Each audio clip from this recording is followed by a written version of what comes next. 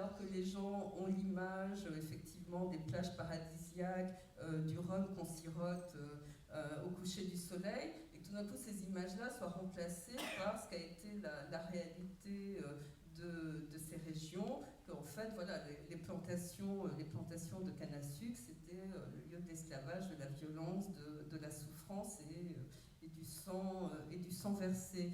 Mais après, quand on va plus loin, on se rend compte que sur la colonisation, notamment en Afrique subsaharienne, il y a encore moins de films.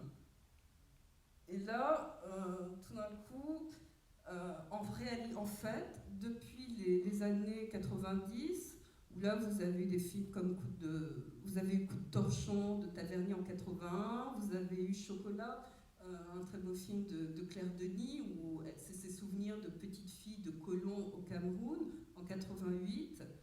Et après, il n'y a aucun film en France qui parle, en tout cas, de la colonisation en Afrique subsaharienne. Vous avez Indigène, qui a eu un rôle extrêmement important. Donc on parle un petit peu de ce qui s'est passé en Algérie, au Maghreb. On ne parle plus du tout de la colonisation française et surtout pas à la télévision. Et donc la question pour moi que ça pose, c'est effectivement celle de l'appartenance finalement des Noirs au récit national français. Parce que par exemple, un sociologue comme Maxime Servul, qui dit qu'un des principaux enjeux du débat sur la diversité dans les médias est la reconnaissance symbolique des minorités au sein de l'imaginaire national.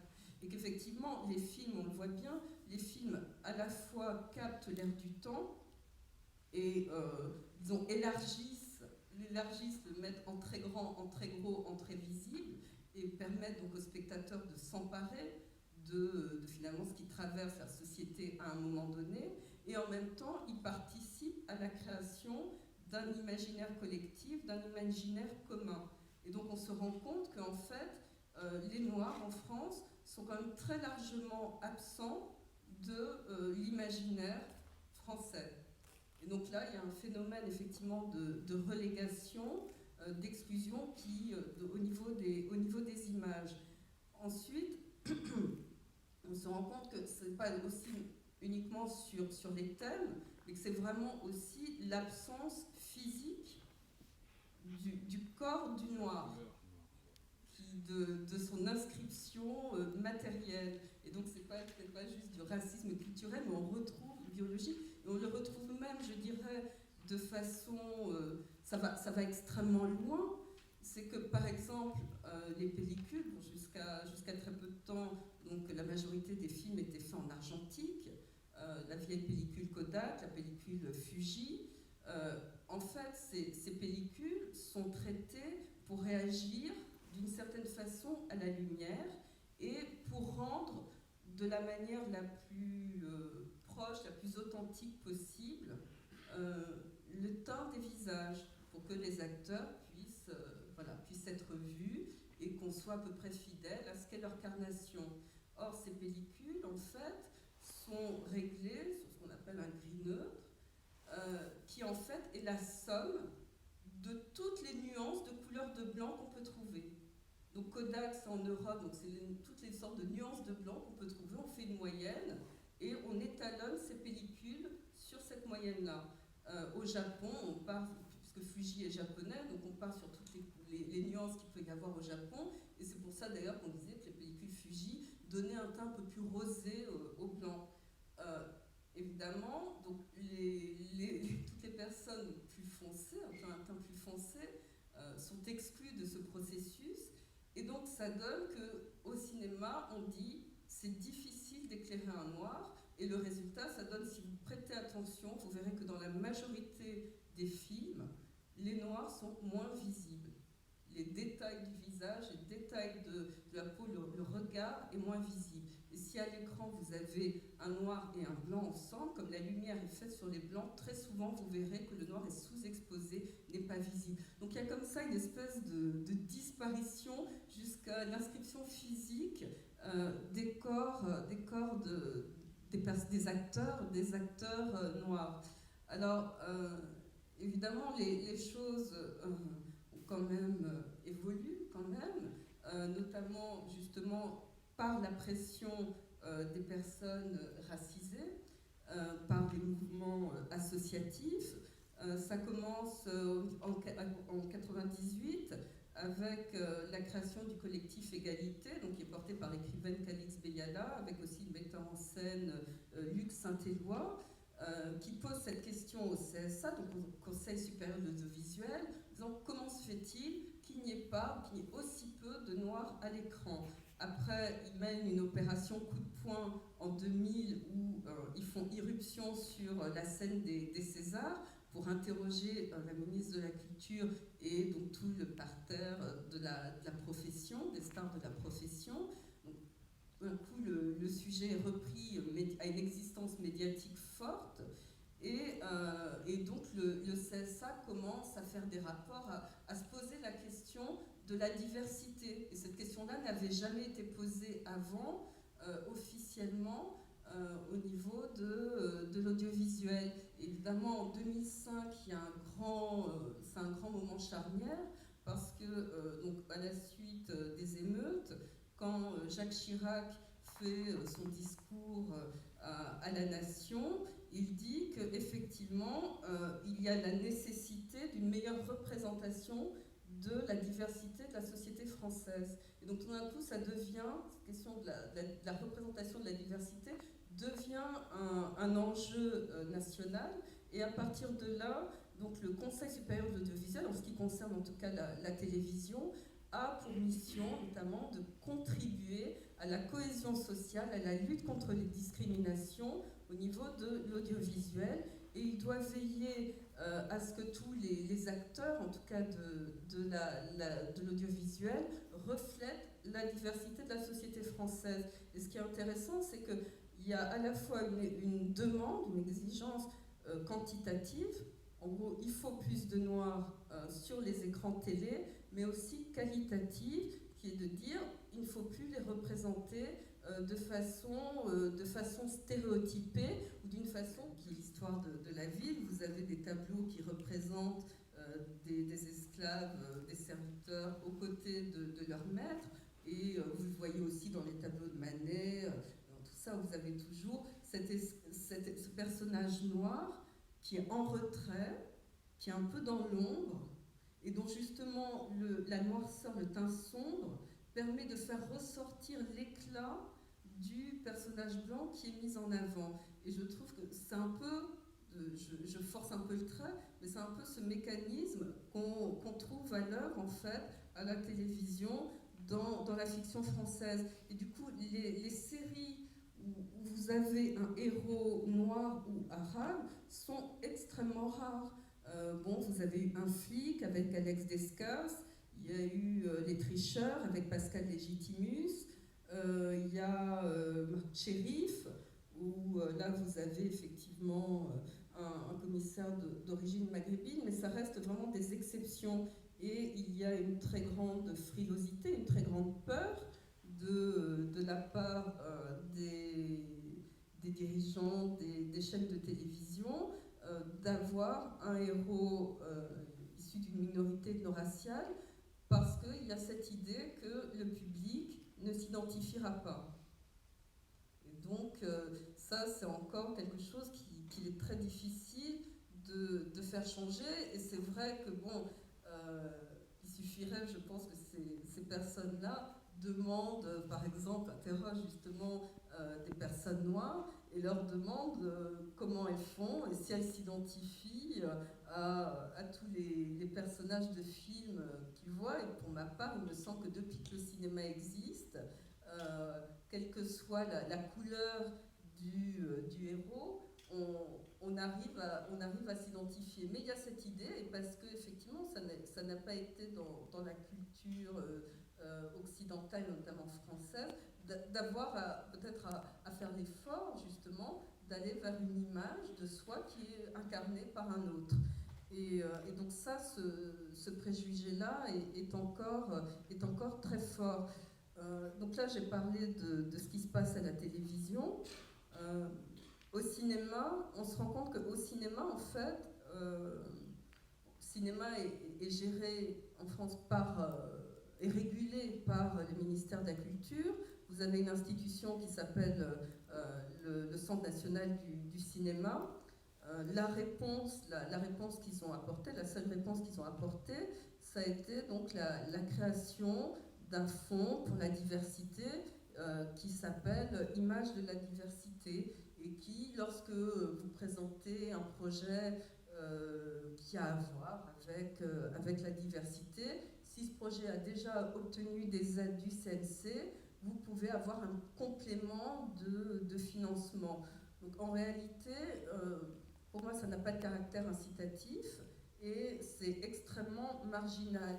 Et là, on se rend compte, quand justement il n'y a pas de volonté un peu forte de l'État, qu'on est dans une reproduction comme ça de schémas existants. Et donc, le cinéma étant déjà en soi un univers très élitiste, qui pratique un entre-soi. Donc, le cinéma en France, il se fait à Paris, il se fait dans des milieux sociaux généralement assez bourgeois.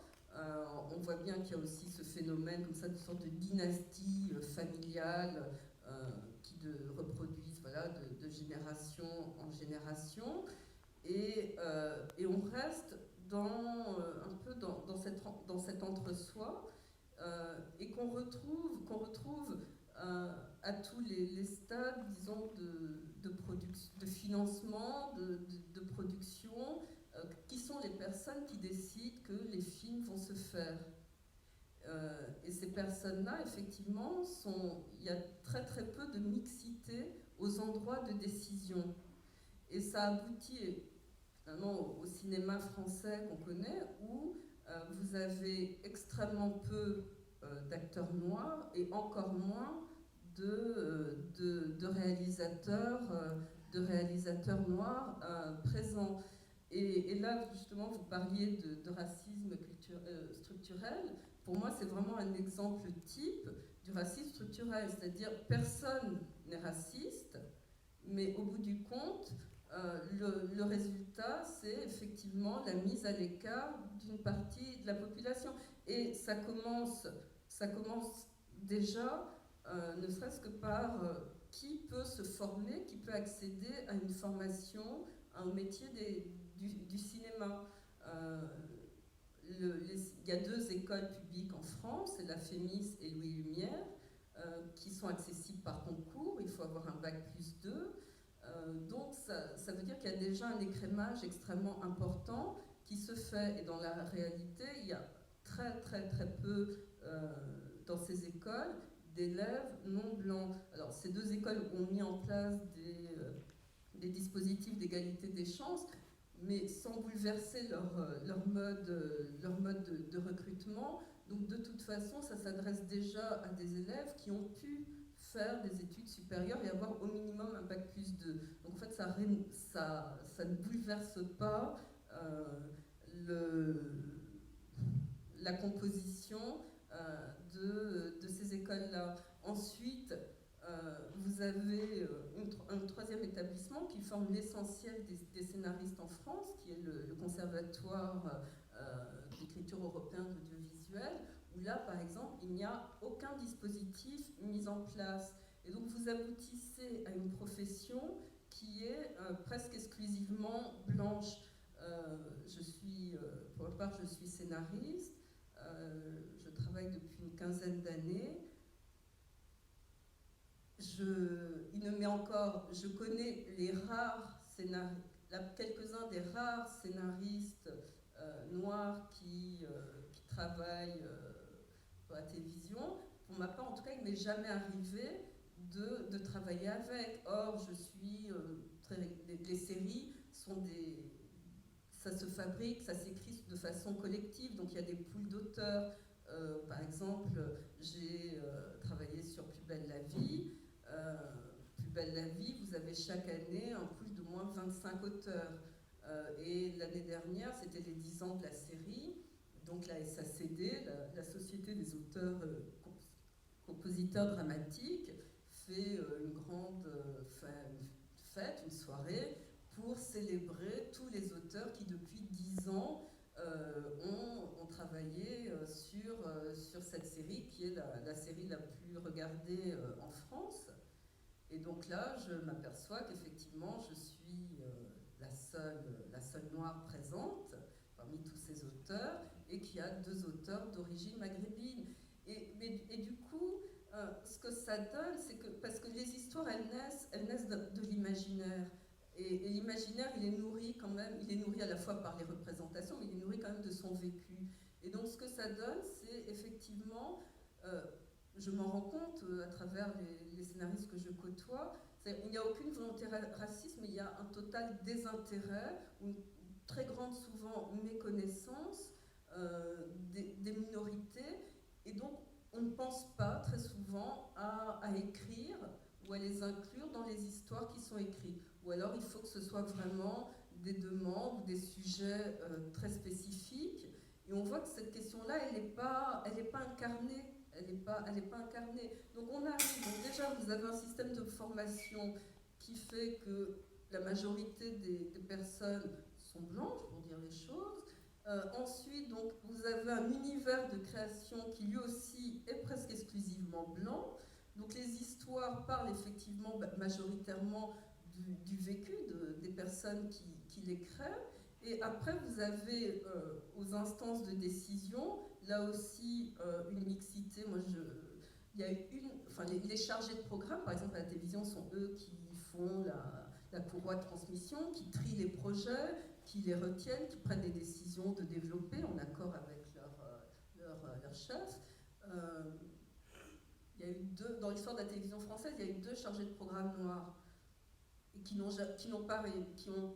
sont beaucoup battus, qui ont rarement réussi à faire aboutir des projets qui soutenaient ou qui étaient supposés amener plus de diversité. Et donc, au niveau aussi des instances de décision, là aussi, on est dans des mondes presque exclusivement blancs. Et donc, du coup, il y a une façon, si vous venez avec peut-être des histoires différentes, des envies différentes, des points de vue différents, il y a une façon d'étudier ces histoires-là qui est souvent biaisée. Et on se rend compte qu'on a, par exemple, on a beaucoup de mal à accepter des points de vue autres. Bon, par exemple, il n'y a quasiment pas de réalisateur noir en France. Il y a une réalisatrice qui a eu un César en France, c'est Eusanne Passy, c'était en 1984. Après, elle s'est exilée aux États-Unis parce qu'ici, elle ne pouvait pas faire de film. Ça a été la première, ça a été la seule.